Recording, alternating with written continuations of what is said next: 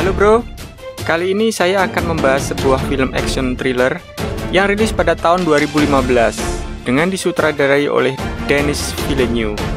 Film ini dibuat berdasarkan kisah nyata para anggota FBI yang ditugaskan oleh pemerintah Amerika Serikat untuk menembak mati pemimpin kartel narkoba yang paling berkuasa dan brutal di Meksiko. Film ini dibintangi oleh Emily Blunt, Benicio del Toro, Josh Brolin, dan Victor Garber. Film ini berjudul Sicario.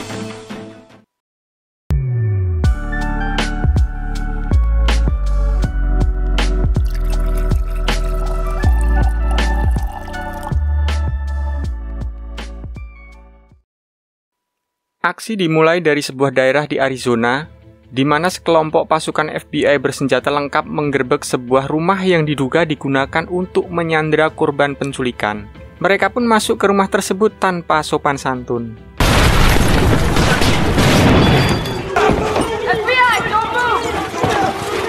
Dalam penggerebekan itu, Kate Masur, si pemimpin tim, hampir saja tertembak.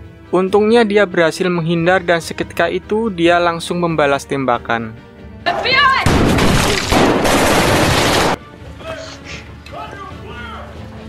Dari bekas lubang tembakan di tembok tersebut, mereka akhirnya pun mengetahui hal yang sangat mengerikan, di mana banyak ditemukannya mayat yang terbungkus dengan plastik di balik tembok rumah tersebut. Tak lama kemudian, datanglah kepala FBI bernama Dave.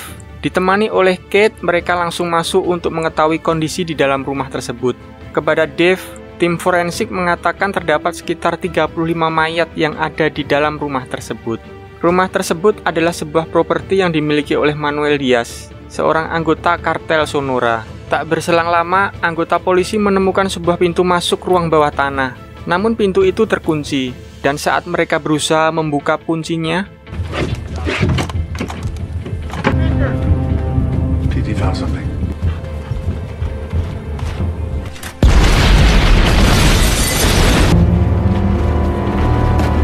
keesokan harinya setelah kejadian itu, Kate direkomendasikan oleh atasannya untuk ikut dalam satuan tugas gabungan yang dikepalai oleh Matt Graves. Dalam sebuah interview, Kate diberi pertanyaan yang cukup mengintimidasi oleh Matt seputar pengetahuannya tentang kartel narkoba. Dan akhirnya Matt pun menyetujui untuk menerima Kate bergabung dalam tim tersebut. Tapi hal ini tidak berlaku untuk Rick, rekan kerja Kate di FBI. Dalam pertemuan tersebut, Kate memperoleh penjelasan bahwa kejadian di rumah penyanderaan kemarin bukan murni kasus pembunuhan biasa, namun masih berhubungan dengan aktivitas kartel narkoba. Kemudian, pemerintah Amerika berencana untuk memperluas lingkup penyelidikannya. Di tim gabungan, Kate bertugas sebagai agen penghubung untuk Departemen Luar Negeri. Dan misi pertama yang akan dilakukan adalah pergi ke kota El Paso, Texas, untuk menemui Guillermo, saudara dari Manuel Diaz. Matt kemudian meminta Kate untuk datang ke pangkalan udara Luke esok hari. Dalam penugasan tersebut, Kate terlihat masih bingung karena dia sebenarnya tidak mempunyai pengetahuan yang baik tentang aktivitas kartel narkoba, karena spesialisasinya adalah kasus pembunuhan.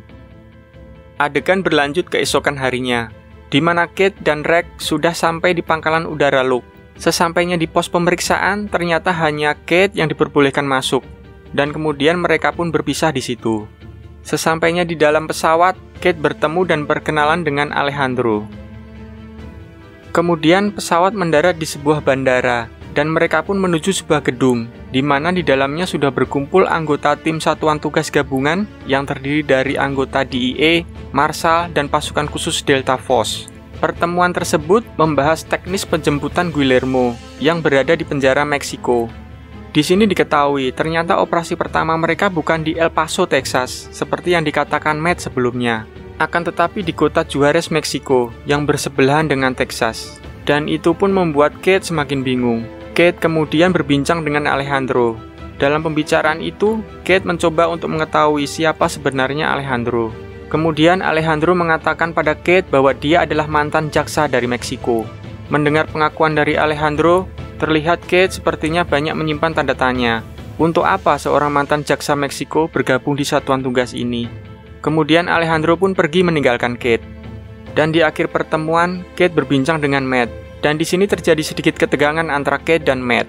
karena Kate merasa Matt sengaja menutup-nutupi tentang apa yang sebenarnya akan mereka lakukan. Kemudian Matt hanya menyuruh Kate untuk memperhatikan dan mengikuti saja tanpa banyak pertanyaan. Misi pun dimulai, diawali dengan rombongan mobil yang ditumpangi seluruh anggota tim masuk ke wilayah Meksiko, di mana setelah rombongan tim memasuki wilayah Meksiko, mereka langsung dikawal oleh polisi federal Meksiko.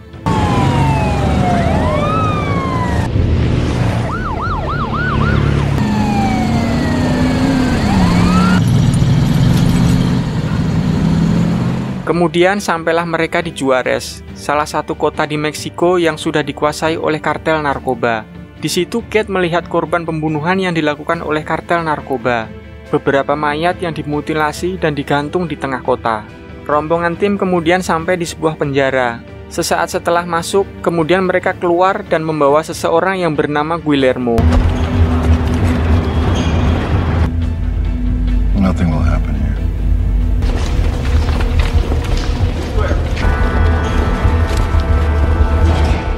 Rombongan tim pun melanjutkan perjalanan untuk kembali ke wilayah Amerika.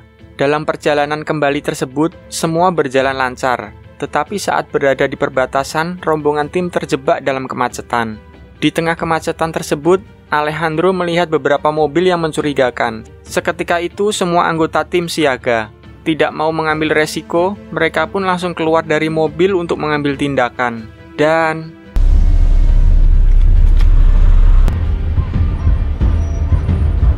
Gun left.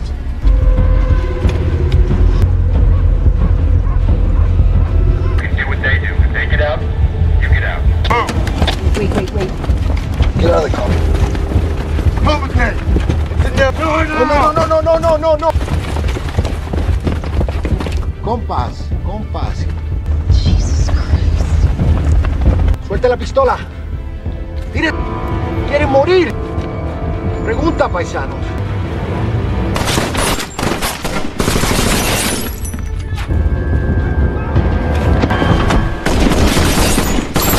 What are we doing? sesampainya di tempat tujuan, Kate marah terhadap Matt atas apa yang sudah terjadi. Karena Kate menganggap kejadian di perbatasan tersebut adalah ilegal, menyalahi prosedur dan membahayakan warga sipil. Tak mau disalahkan, Matt membantah semua tuduhan Kate. Matt mengatakan tindakan tersebut adalah sesuatu yang memang harus dilakukan, dan Matt pun menyuruh Kate belajar dari hal tersebut. Adegan berlanjut di dalam markas di mana Alejandro bertemu dengan koleganya dari Meksiko. Dalam perbincangan itu, Alejandro diberi informasi bahwa para kartel menggunakan terowongan bawah tanah yang menuju Arizona untuk melakukan operasi penyelundupan narkoba. Selanjutnya, Alejandro dan Matt pun menginterogasi Guillermo. Seperti yang sudah dijelaskan di awal bahwa Guillermo adalah saudara dari Manuel Diaz. Manuel Diaz sendiri adalah anggota senior kartel narkoba Sonora yang beroperasi di wilayah Amerika. Dan peluang untuk mengetahui keberadaan Manuel Diaz adalah dengan mengorek keterangan dari Guillermo. Oleh sebab itu, Guillermo diambil dari penjara Meksiko dan dibawa ke Amerika. Setelah menginterogasi Guillermo, Matt, Alejandro, dan Kate melanjutkan untuk pergi ke kota Arizona. Dengan diantar oleh Rex, mereka tiba di penampungan para imigran gelap. Di situ mereka bertemu dengan Bob, si petugas imigrasi. Di tempat tersebut, banyak sekali terdapat para imigran gelap yang tertangkap. Penasaran dengan apa yang dicari di situ, Rex kemudian meminta penjelasan dari Matt. Kemudian Matt menjelaskan bahwa hasil dari interogasi terhadap Guillermo, mereka memperoleh informasi bahwa para kartel menggunakan terowongan bawah tanah untuk menyelundupkan narkoba. Informasi tersebut persis seperti apa yang dikatakan kolega dari Alejandro. Kemudian di tempat itu, Matt ingin mencari imigran yang bisa menunjukkan lokasi tepatnya terowongan itu berada. Sekaligus, Matt menjelaskan bahwa ia akan melakukan sebuah skenario yang akan memaksa Manuel Diaz untuk kembali ke Meksiko menemui bos besar kartel narkoba tersebut yang bernama Fausto Alarcon. Dan tentu saja Manuel Diaz akan menggunakan terowongan untuk kembali ke Meksiko. Oleh sebab itu, mengetahui lokasi terowongan tersebut adalah menjadi tujuan dari Matt dan Alejandro. There's inner darkness the way you're treating us. Alright. What do you want to know? Everything. Guillermo told us about a tunnel east of Nogales. Now we're trying to find out what areas near there migrants avoid so we can find the tunnel. We are going to make enough noise that Manuel Diaz is called back to Mexico to see his boss. His name is Fausto Alarcón. Adegan berlanjut di sebuah motel yang digunakan sebagai markas operasi, di mana di situ terdapat beberapa imigran yang sedang memberikan informasi keberadaan terowongan yang biasa digunakan para anggota kartel kepada Alejandro. Setelah mendapatkan informasi tersebut, Matt kemudian melanjutkan skenarionya dengan meminta bantuan Kate agar menghubungi kenalannya di tim SWAT untuk menangkap kurir Manuel Diaz di sebuah bank. This is our Smurf, guys. Blonde hair, white purse. There she goes. All right. Go get him, Tiger. Take him.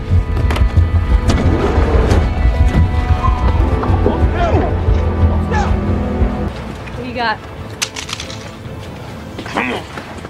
Mobile money launderer. Pack it up. Sesaat setelah penangkapan itu, Kate mengajak Matt untuk masuk ke dalam bank untuk mengorek informasi dari pegawai bank. Tapi Matt menolak dan melarang Kate untuk masuk ke dalam bank. Tapi di sini Kate tidak menuruti perkataan Matt dan tetap masuk ke dalam bank. Kate dan rekannya Rex terpantau CCTV memasuki bank dan mereka memperoleh informasi tentang rekening Manuel Diaz dari pegawai bank. Dari informasi tersebut, Kate berniat akan langsung menangkap Manuel Diaz.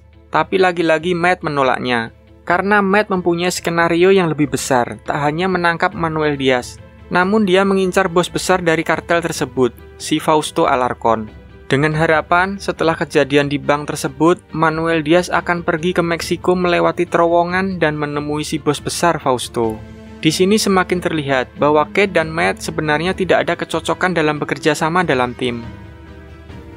Di sisi lain, muncullah sosok Manuel Diaz yang memperoleh kabar tentang kejadian di bank. Selain kurirnya tertangkap, rekeningnya pun dibekukan. Setelah berdebat dengan Matt, Kate dan Rex pun menemui Dave dan meminta izin untuk segera menangkap Manuel Diaz. Namun, lagi-lagi permintaannya ditolak oleh atasannya. Dave menjelaskan bahwa operasi tersebut sesuai prosedur dan dikendalikan oleh pejabat yang lebih tinggi.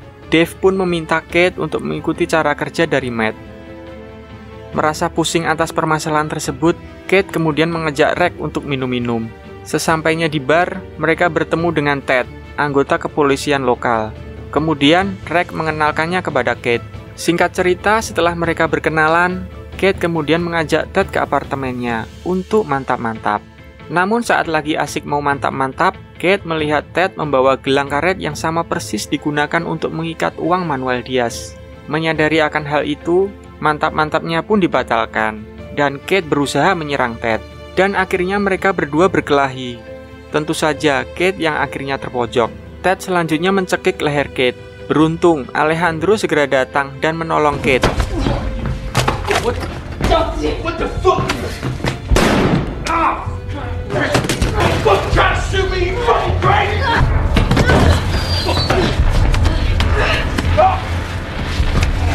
This is you hear me? You did this.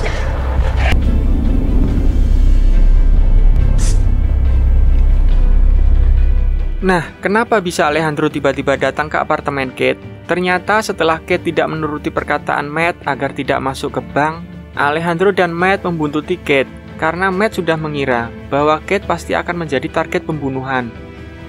Karena wajah Kate terlihat di CCTV bank. Ted pun kemudian diinterogasi dan memberikan semua informasi yang dia tahu tentang anggota polisi korup yang bekerja membantu para kartel. Ted juga memberikan informasi tentang waktu kepulangan Manuel Diaz ke Meksiko. Selanjutnya, Kate dan Rex sudah sampai di motel. Di dalam motel tersebut sudah berkumpul anggota tim yang lain, dan terlihat dalam layar monitor gerak-gerik dari Manuel Diaz, dan juga penampakan lokasi terowongan yang sudah terpantau oleh drone. Kemudian, tim pun bersiap melakukan penyergapan ke dalam terowongan yang terletak di perbatasan. Sebelum bergerak, Matt mengatakan kepada Kate dan Rex untuk tetap berada di belakang saat operasi dilakukan. Mendengar perintah Matt, Kate merasa disepelekan karena hanya disuruh berada di belakang.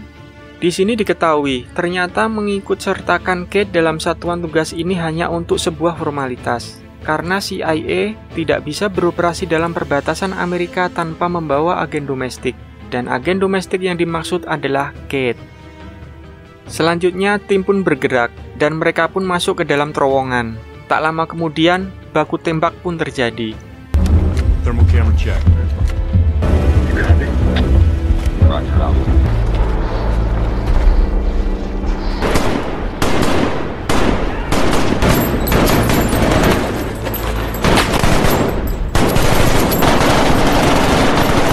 Di dalam terowongan tersebut terdapat banyak cabang, dan Kate sempat berpisah dengan anggota tim yang lain.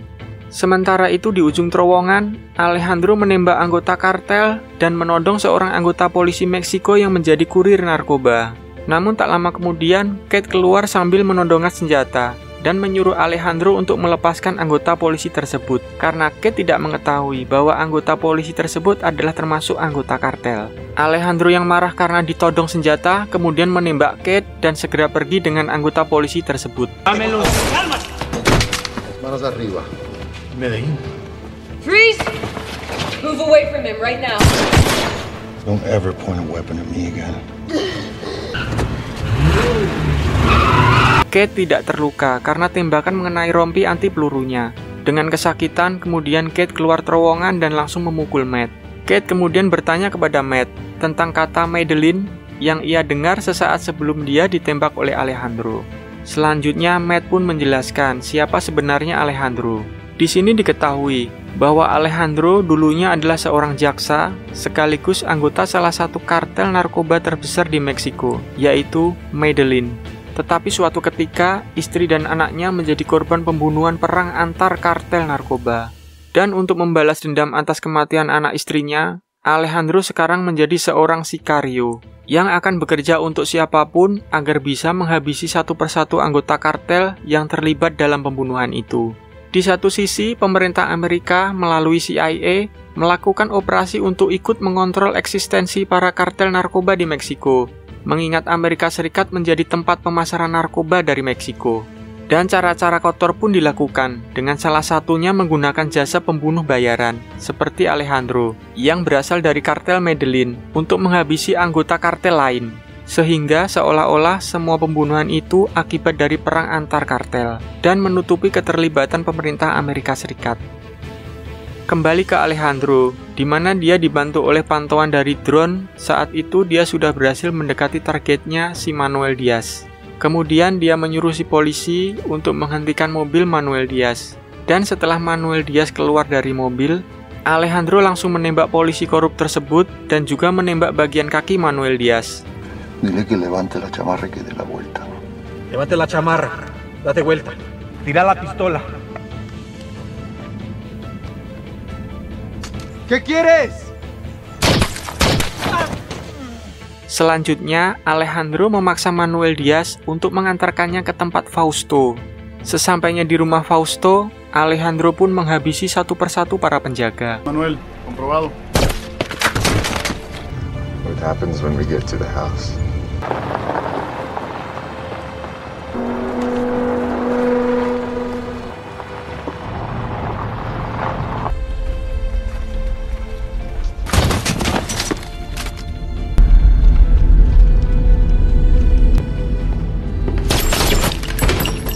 Setelah menghabisi semua penjaga, sampailah Alejandro bertemu dengan Fausto yang sedang makan malam bersama keluarganya.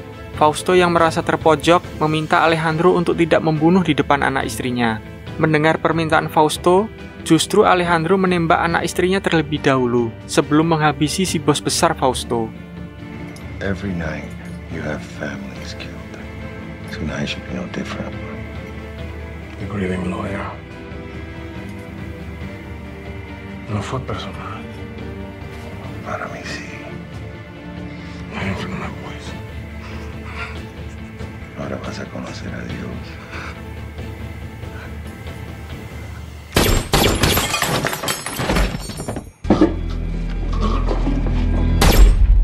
Lanjut keesokan harinya di apartemen Kate. Kate yang masih shock atas kejadian di terowongan kemarin terlihat sedang merokok di balkon apartemen. Tak lama kemudian, Alejandro datang menemuinya di apartemen. Dengan todongan pistol, Alejandro memaksa Kate untuk menandatangani sebuah surat yang isinya menjelaskan bahwa semua yang telah dilakukan dalam operasi berjalan sesuai dengan prosedur. Dan dengan terpaksa, akhirnya Kate pun menandatangani. Setelah Alejandro keluar dari apartemen, Kate selanjutnya menodongkan pistol ke Alejandro melalui balkon apartemennya. Namun Kate tidak punya keberanian untuk menembak Alejandro. Dan film pun berakhir. Oke bro, begitulah akhir cerita dari film Sicario. Semoga kamu terhibur. Terima kasih dan sampai jumpa di video selanjutnya.